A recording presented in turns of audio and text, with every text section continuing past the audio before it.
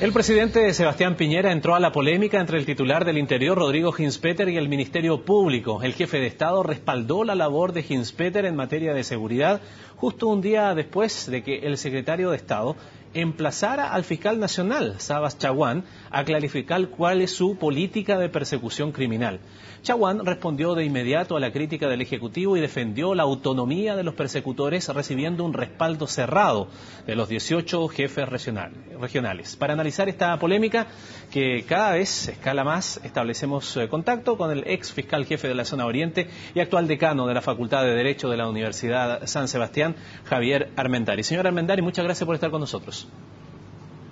Al revés, muchas gracias a ustedes, buenas tardes. ¿Cómo asiste usted a esta polémica? ¿Cómo lo ve cuando ya está fuera del Ministerio Público, que por tantos años estuvo allí y hoy desde un rol académico? ¿Lo ve con preocupación? A ver, como simple ciudadano uno puede tener sentimientos encontrados, ¿no? Por una parte, que se debata, se conversa, se ventilen los temas de seguridad pública, parece conveniente y también necesario. Sin embargo, uno esperaría que el tono sea para trabajar, para buscar puntos de acuerdo, para mejorar y para construir, y no se caiga en descalificaciones, en dimes indiretes y en definitiva en guerrillas verbales. Ahora, cuando se habla del Ministerio Público y de su independencia, ¿de qué estamos hablando? ¿Cómo está definido en la ley? Porque hay de pronto algunas confusiones que dicen, bueno, esto está dentro del Poder Judicial, es otro poder del Estado, es otro ente independiente. ¿Cómo se ve desde el punto de vista legal? ¿Cómo es que hay que referirse al Ministerio Público al respecto? Mira, la pregunta es buena porque de repente hay mucho desconocimiento respecto a estos temas. El Ministerio Público obviamente no es un poder del Estado, ¿no? Si partimos por la clásica separación de los poderes desde la época de la Revolución Francesa, no es un poder del Estado. Pero lo que sí es un organismo autónomo de rango constitucional, es decir, es nuestra Constitución, la máxima ley de la República, la que define su carácter de autónomo, que o sea no depende de ninguna otra autoridad. Y de ahí también viene del mandato constitucional su carácter jerárquico, que hace que el fiscal nacional no solamente sea su máxima autoridad, sino que además es su único jefe. Autónomo, ¿cuál viene siendo el matiz distinto? Porque cuando una autoridad opina respecto del actuar de un fiscal, ¿no está respetando su autonomía o está ejerciendo su derecho a opinión? Como tal vez cualquier otro ciudadano que tiene una cierta diferencia respecto del actuar de un fiscal.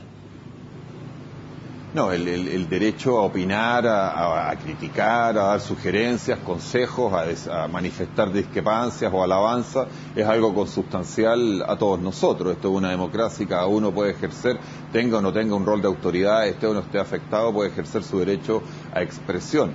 Lo que la autonomía señala es que el Ministerio Público debe llevar adelante sus tareas por sí mismo y por él mismo y él decidir cuáles son los actos que debe ejecutar en pro de la persecución criminal y cuáles son los que no debe hacer. Dicho de otra manera, las opiniones pueden darse y deben escucharse. Yo creo que es conveniente que se escuchen, pero lo que no se puede hacer es caer en una interferencia o en una intromisión en las funciones propias del Ministerio Público, que son 3 y están muy claramente definidas en la Constitución.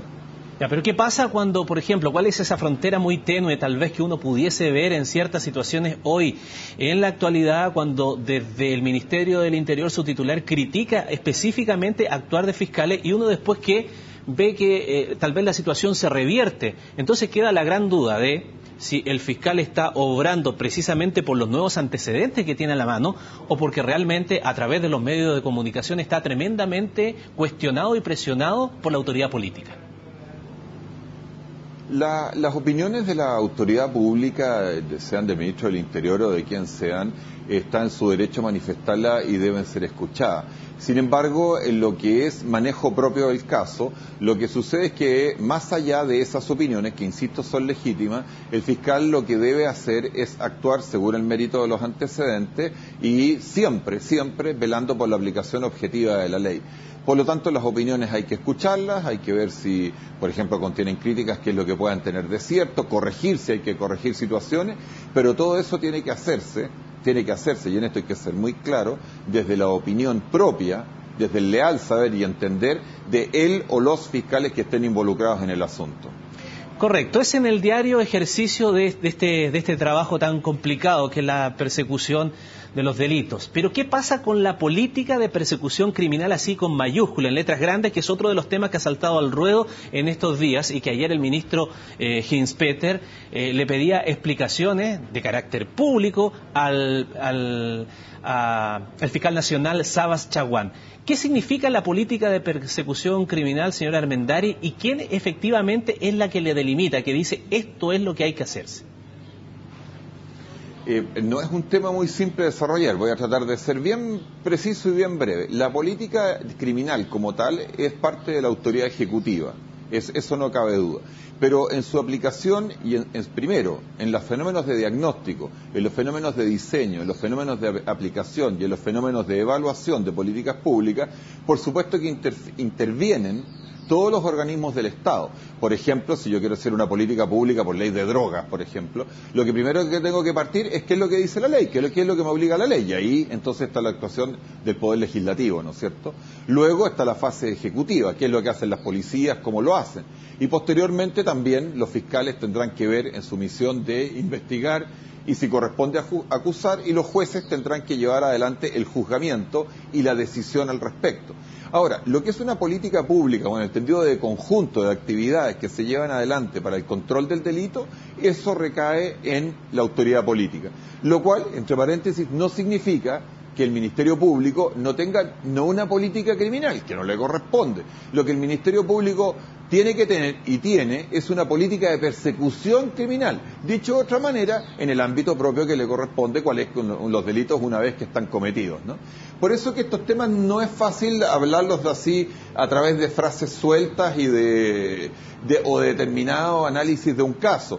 Y por lo tanto yo creo que esto podría servir, sería útil mirar el lado positivo de las crisis para que se discutiera, y si hay problemas con las políticas públicas o si se manifiesta que el Ministerio Público tendría que tener tal política o tal otra de persecución criminal, bueno, puede ser el momento de discutirlo, pero de realmente tratar el tema y no hacer una suerte de pimponeo verbal sobre frases hechas en medios de comunicación, que está muy bien que se hagan, pero que normalmente van a transmitir un mensaje que va a ser breve y quizás por lo mismo equívoco.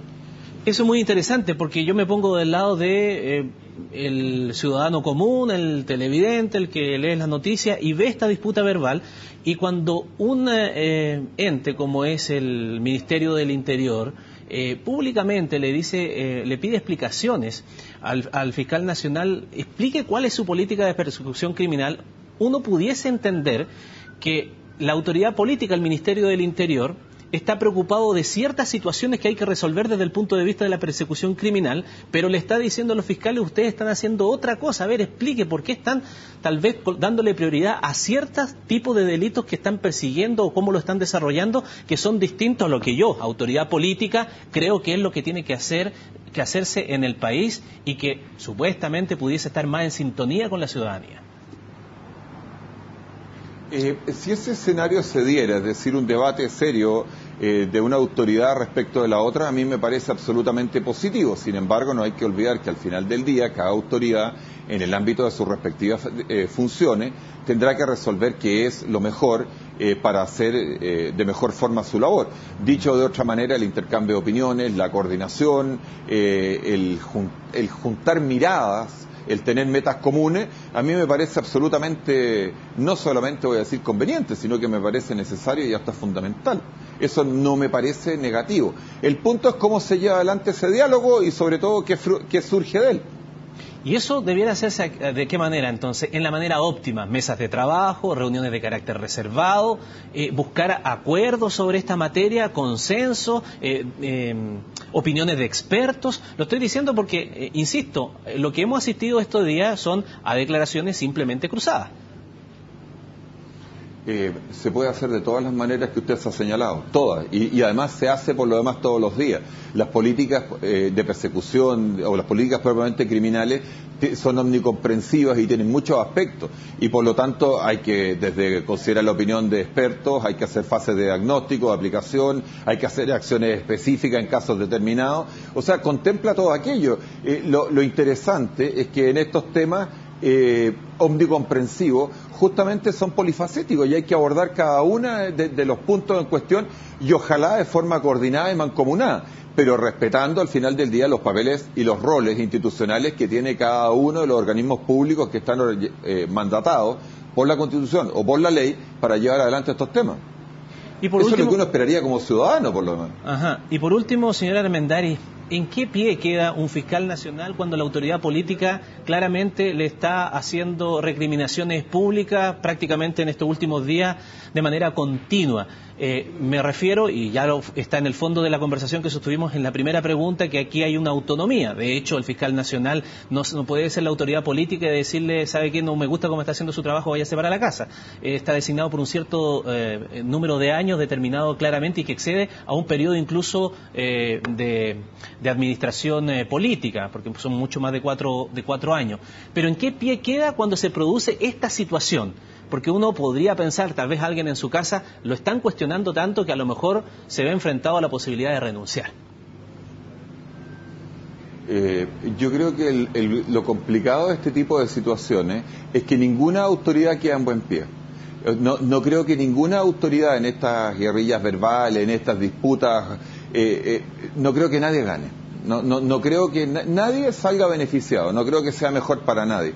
Yo creo que lo que se logra con esto es confusión en la ciudadanía respecto de los roles y del funcionamiento de las instituciones. No creo que esto favorezca a nadie.